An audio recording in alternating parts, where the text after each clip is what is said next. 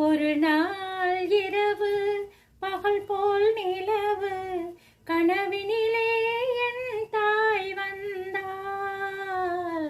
ஒரு நாள் இரவு பகல் போல் நிலவு கனவி